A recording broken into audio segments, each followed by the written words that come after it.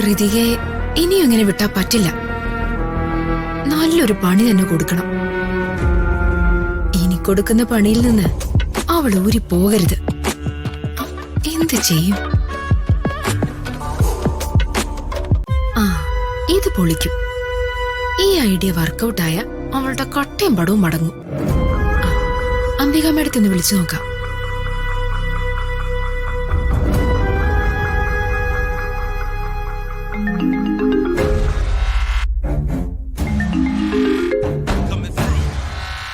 Hello, എന്താ രമ്യ? എന്തായി madam? മകന്റെ താലിപൊട്ടിക്കൽ പ്ലാനൊക്കെ ആടെ പടലം ചീറ്റിപ്പോയല്ലേ? ഞാൻ അറിഞ്ഞു.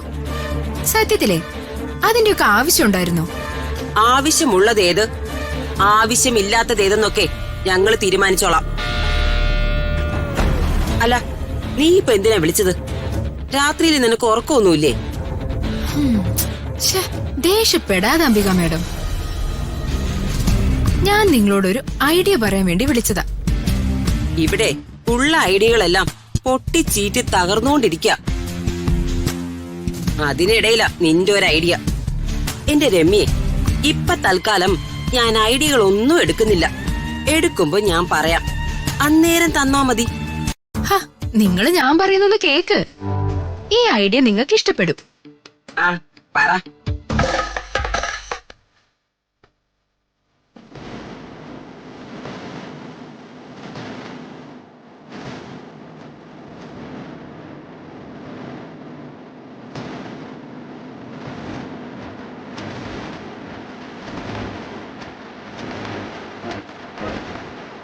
ഈ ഐഡിയ കൊള്ളാലോ.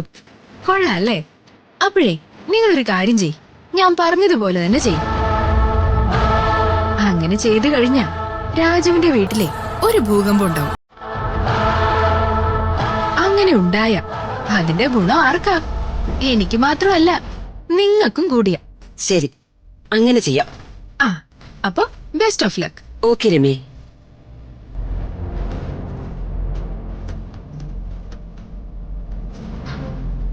ഈ ഐഡിയ കൊള്ളാം.